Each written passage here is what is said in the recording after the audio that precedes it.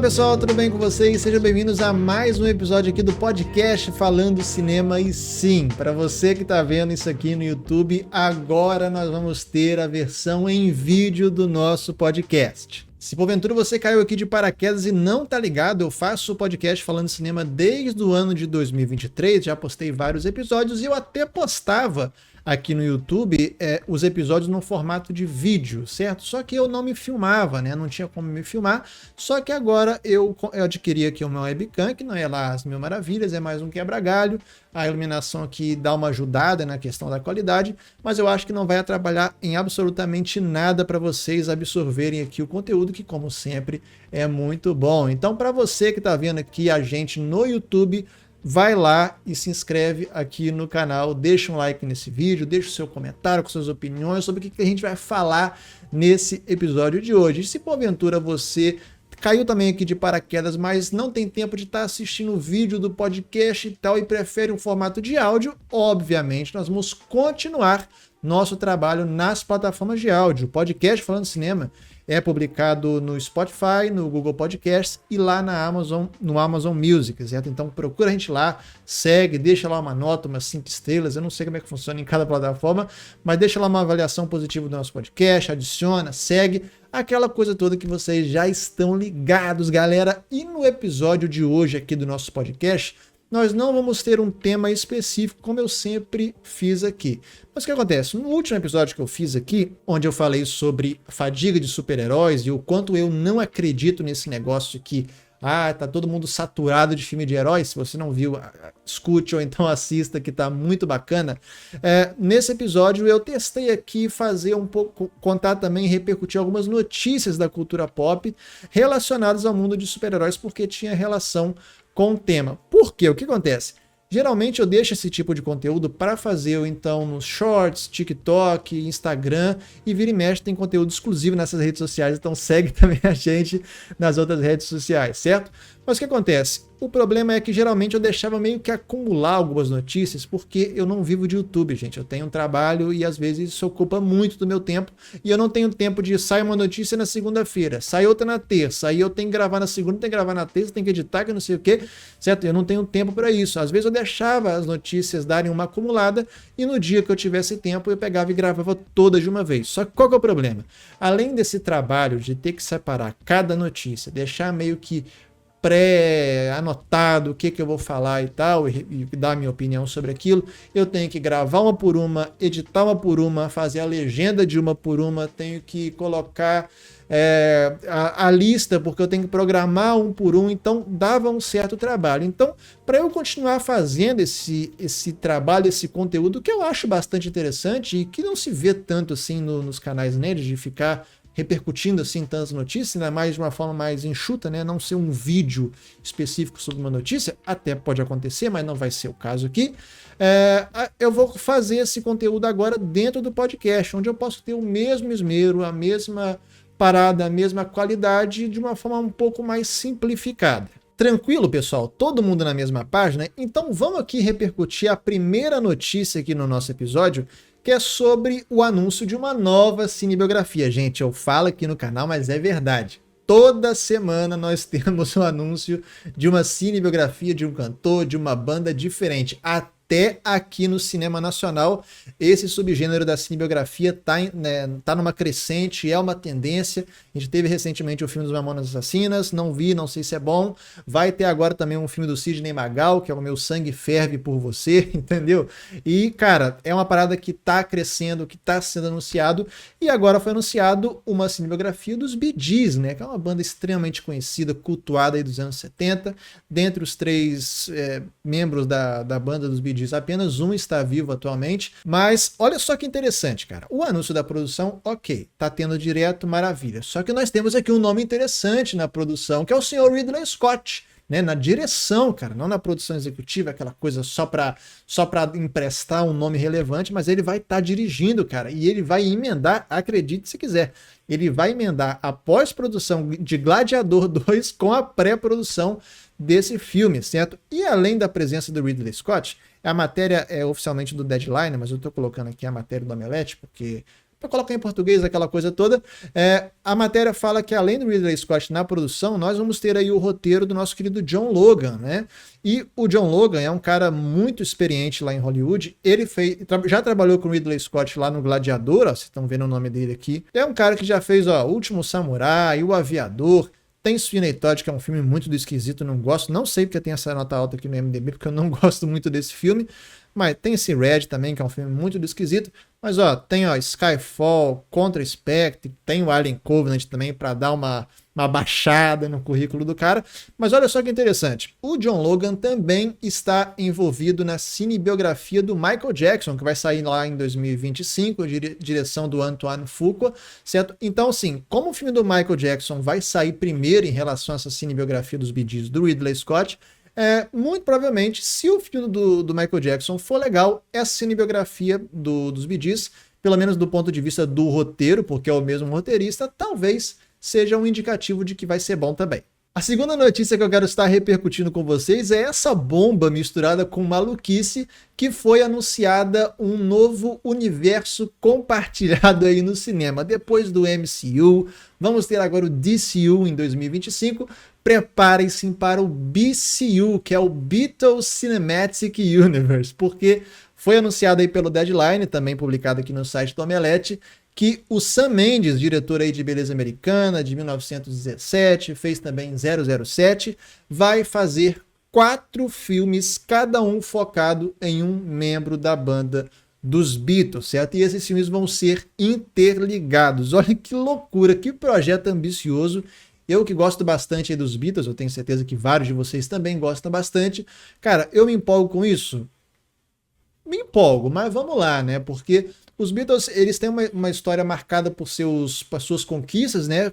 Eles foram pioneiros e foram experimentais em vários aspectos, mas ao mesmo tempo, vários deles individualmente tiveram as suas polêmicas aí durante a vida. E o grande problema que eu vejo nas cinebiografias é que geralmente elas têm, às vezes, o apoio da família, tem a presença da família na produção e tal, e obviamente os estúdios não querem queimar a ponte, não querem ter a família detonando a produção aí nas redes sociais. Então, às vezes, um bocado dessas cinebiografias são muito chapa branca em relação às controvérsias, aos podres da vida das pessoas. E nós sabemos que a nossa vida é marcada por acertos e por erros, né? Claro que tem pessoas que erram mais do que acertam, mas no fim do dia a nossa vida é assim. Então, poxa, Igor, você que gosta dos Beatles, que é fã e tal de várias músicas, você se empolga?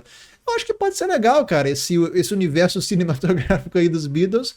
Mas eu não sei, cara, em relação aí a o que vai ser abordado, como é que vai ser, certo? Por enquanto não tem nada oficial de elenco, data de divulgação, especula-se que vai ser em 2027 e que os 4 filmes vão ser lançados no mesmo ano, com um espaço ali de 3 meses entre cada lançamento. Eu não sei, cara, tem que esperar um pouquinho, ter mais notícias aí sobre elenco, sobre quem mais vai estar envolvido nessa produção, mas quem sabe pode ser interessante. Deixa aqui nos comentários, para você que está vindo aqui no YouTube, quem para você seria o Paul McCartney perfeito, ou então o John Lennon perfeito, ou o Ringo Starr, ou o George Harrison? Deixe tudo aqui embaixo suas opiniões, enfim.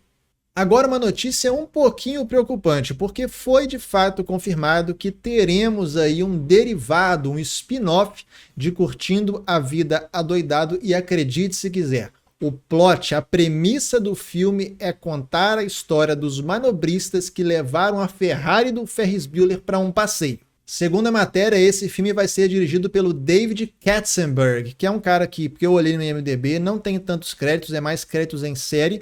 A parada mais conhecida dele é essa série Os Goldbergs, que eu nunca assisti, não sei se é bom. Cara, assim, a premissa do filme é extremamente esdrúxula, sabe? Curtindo a Vida Doidada é um clássico dos anos 80, é um filme formador de caráter de muita gente, certo? Não é tanto assim da minha época, então não tenho tanto esse apego emocional. Mas, cara, que ideia maluca de estapafúrdia de fazer, mano, um filme dos manobristas do carro, sabe? Mas sim, sei lá, às vezes pode surpreender, mas eu particularmente não boto muita fé nesse projeto não. E você? Deixa aqui nos comentários. Vamos falar agora de notícia interessante, notícia boa, que gera discussão, que pode sair coisa com mais credibilidade, porque foi noticiado que o Tom Cruise poderá estrelar o próximo filme de Alejandro González Iñárritu, certo? Se você não tá ligado, há pouco tempo atrás foi noticiado que o Tom Cruise voltou a fazer um contrato aí com a Warner Brothers, de vários filmes, de várias ideias que ele tem e tal, mesmo depois do sucesso lá do Top Gun Maverick pela Paramount, certo? E muita gente está especulando que vai rolar aí um novo No Limite do Amanhã, né, o Edge of Tomorrow, e agora nós temos aqui essa matéria, né, que é de 22 de fevereiro, né, faz pouco mais de um mês aí enquanto eu tô gravando esse vídeo, onde fala que o Tom Cruise vai trabalhar em um projeto do Inharrito, né? Galera, se você não está associando o nome à filmografia, o Inharrito é simplesmente o diretor de O Regresso, que é um filmaço com Leonardo DiCaprio, deu o Oscar pro homem, finalmente, né?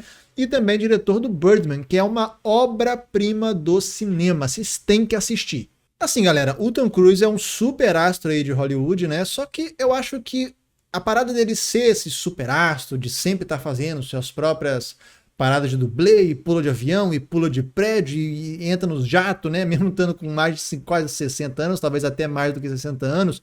O Tom Cruise é um cara ótimo, sabe? Só que, às vezes, essa parada dele ser esse cara de ação e tal, muitas vezes ofusca o fato de que ele é um ator e não um dublê de luxo, certo? Então, assim, cara, já faz até um tempo que o Tom Cruise, assim, não entrega, assim, uma interpretação mais robusta, sabe? Ele manda bem no Top Gun, ele manda super bem no Missão Impossível, aquela coisa toda, ele faz o trabalho dele, certo? Mas eu acho que falta às vezes um pouco mais, né? E o Tom Cruise, ele é capaz de entregar, né, cara? Pra quem assistiu Nascido em 4 de Julho, o próprio Magnolia, que é um filmaço e tal, cara, sabe que o Tom Cruise é um baita de um ator, aquele filme lá do Kubrick, esqueci o nome daquele filme, De Olhos Bem Abertos, De Olhos Bem Fechados. Enfim, galera, o Tom Cruise é um cara que pode entregar e sendo o Inharrito, né, cara, que é um baita de um diretor, em Inharrito eu confio, tem Tom Cruise, que é um nome bacana, que traz uma galera aí pro cinema. Então, mano, esse projeto aí, independente de qual for, qual seja o gênero, tendo esses dois nomes, e se de fato for pra frente, eu boto muita fé. Uma notícia muito aleatória e muito doida que saiu agora no final de fevereiro foi que nós vamos ter uma nova animação de Os Padrinhos Mágicos. Sim, depois de talvez décadas da animação original, nós vamos ter de volta o Cosmo e a Wanda, mas pode dar uma baixadinha na sua expectativa, porque não vai ser uma continuação com o time, certo? O time não vai estar nessa nova animação, que vai ser lançada internacionalmente pela Netflix, tá? Mas nós vamos ter aí o Cosmo e a Wanda de volta. Assim, cara, eu, quando eu era criança, eu até gostava de Os Padrinhos Mágicos, mas eu sempre achava meio esquisito, meio que parecia que era um desenho que não era feito exatamente para criança, sabe? Eu não sei se era a parada do visual, os temas, os personagens, enfim, não me cativava tanto, muito embora eu também não achasse uma merda e tal, nem coisa do gênero. Mas, não obstante, se não vai ter o time, vai ser uma menina, inclusive, nessa nova animação, eu só estou interessado em saber que se nessa nova animação vai ter aí de volta o Guilherme Briggs fazendo a dublagem aí do nosso querido Cosmo e também a dubladora da Wanda. Se não tiver os dois nessa nova animação, mano, aí vai ser zoado, aí não vai prestar. Agora vamos falar de outra bomba que explodiu lá em Hollywood. Matéria aí originalmente do The Hollywood Reporter. Foi anunciado finalmente aí um live action de Naruto. Tá sendo desenvolvida essa ideia desde 2015, ou seja, vai para quase 10 anos aí de desenvolvimento, né, de pré-produção aí desse live action, e parece que agora o negócio vai, e anunciaram aí agora o diretor de Shang-Chi. Olha, cara, eu gosto bastante do Naruto, a fase clássica, né, do Naruto criança, por assim dizer. É algo maravilhoso, sabe? Praticamente nota 10 de 10, é extremamente bacana. A ambientação que o Kishimoto faz, ele te faz imergir naquele mundo muito rápido, né? E você se apega muito aos personagens, mas, na minha opinião, pelo menos desse aqui que vos fala, que é o Igor Vasconcelos, lá do Falando Cinema, eu perdi bastante do respeito do Naruto por conta do final totalmente cagado pelo Kishimoto, na minha opinião. Por mais que tenha ali uma ideia boa, uma lutinha boa, no final eu acho que é totalmente cagado em termos de conceito. Enfim, galera, mas eu fico pensando, sabe, o Naruto é uma obra tão feita para ser um mangá, tão feita para o anime, que, cara, eu fico pensando o quão difícil vai ser adaptar para um live action pro ocidente, certo? Porque por mais que tenha aqui Vai ter certamente pessoas envolvidas na produção que são japoneses, que conhecem a obra. Provavelmente vai ter o Kishimoto também numa produção executiva. O filme vai ser aqui da Lionsgate. Não tem previsão de data de estreia. Não tem, fora o nome aqui do Destin Cretton, não tem nomes de ator, de produção. Enfim, galera, eu particularmente não sei o que esperar, mas não levo fé nesse projeto, porque Naruto é uma obra que merece o respeito, por exemplo, que o One Piece teve. E olha só, o One Piece, vou falar aqui porque também é a minha opinião, foi uma boa adaptação que a Netflix fez, mas também eu tenho as minhas ressalvas em relação a ela, e eu gosto pra caramba de One Piece, sabe? E no caso do Naruto eu acho muito difícil, porque eu acho que é algo ainda mais nichado pra ser um mangá, pra ser um anime. Então assim, mano, particularmente sinal amarelo pra esse live action de Naruto, mas também eu acho, sei lá, mano, que os fãs vão ficar empolgados e vão ir pro cinema. E tomara que seja bom. A minha expectativa, gente, é sempre que os filmes e as séries, os documentários, tudo de cultura pop seja bom. Mas eu, particularmente, não levo muita fé nesse projeto. E você? Deixa aqui nos comentários.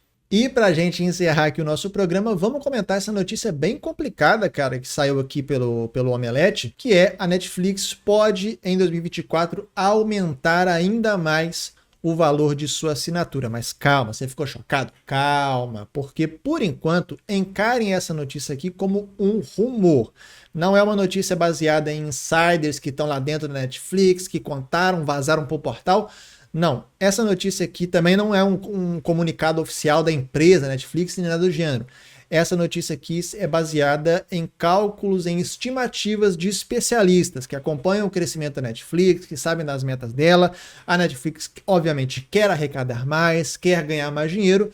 E, obviamente, como a Netflix só tem a plataforma da Netflix, ela tem que, isso invariavelmente vai refletir aí também no valor da assinatura, certo? Mas por enquanto não tem nada confirmado, tá, galera? Pelo menos por enquanto. Independente se isso aqui for de fato para frente ou não, eventualmente, seja em 2024 ou 2025 ou mais para frente, vai rolar um reajuste. Isso é, cara, impossível de não acontecer.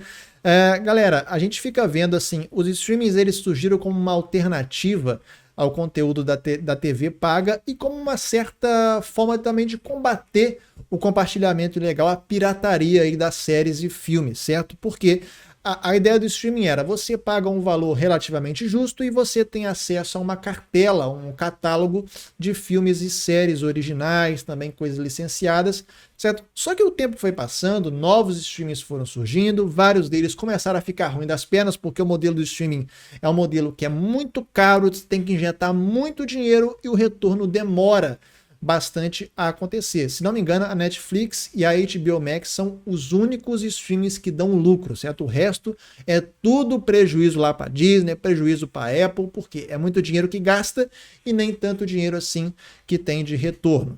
E assim, se todos os streamings já são streamings demais, a gente começa a assinar assina um, é 15 conto aqui, é 20 conto ali, é 30 conto aqui, mano, a Netflix é o mais caro deles, o plano mais caro da Netflix é R$ 55,90, é caro pra caramba, mano. E assim, dependendo se de fato rolar esse reajuste, mano, que já é um negócio pesado, vai ficar mais pesado ainda. E eu imagino que pelo menos aqui no Brasil, a galera vai começar, mano, tipo assim, não dá mais, cara, R$ 55,90 já é caro, não tem mais aquele migué do compartilhamento de senhas, então uma conta para 4 pessoas e fica mais em conta, não tem mais isso, porque a Netflix está bloqueando o compartilhamento de senhas. Enfim, galera, eu acho que invariavelmente isso vai repercutir em outras plataformas também, que vão aumentar o seu preço de assinatura, e no fim das contas, o streaming vai se tornar o que teoricamente não era para ele se tornar, que é o valor da televisão paga, da TV a cabo, sabe? Isso é muito complicado, né? A situação econômica do Brasil não é boa, já faz um tempo, então invariavelmente a galera vai começar a colocar na ponta do lápis e muitos vão optar por cancelar a Netflix, vão cancelar a HBO Max, vão cancelar a Warner, vão cancelar o Prime Video. Enfim, galera, eu gostaria de saber muito a sua opinião aqui nos comentários sobre qual plataforma de streaming que você atualmente assina e qual, porventura, você teve que cancelar porque não estava cabendo mais no seu orçamento, galera. A notícia bem complicada, mas infelizmente é algo que vai acontecer. Então é isso, pessoal. Esse foi o episódio de hoje do nosso podcast, estreando aqui essa versão em vídeo. Espero que vocês tenham gostado desse conteúdo e eu conto com vocês aqui nos comentários do YouTube, galera, para vocês fazerem aí a sua crítica construtiva, respeitosa, educada, sempre bem-vinda aqui na nossa comunidade do Falando Cinema. Vamos criar uma comunidade maneira, galera, sem preconceito, sem xingamento, sem ofensa. Vamos criar uma comunidade bacana, que discute, que discorda, que critica, mas tudo dentro do amor, dentro da cordialidade, porque eu acho que isso faz muita falta no meio nerd, ainda mais atualmente. Mas no mais é isso, espero que vocês tenham gostado não só dessa novidade do podcast em vídeo, mas também desse formato, comentando aqui as notícias no podcast. Espero que vocês tenham ficado atualizados, quero saber a opinião de vocês sobre cada uma dessas notícias. E no mais é isso, muito obrigado e a gente se vê no próximo episódio. Tchau!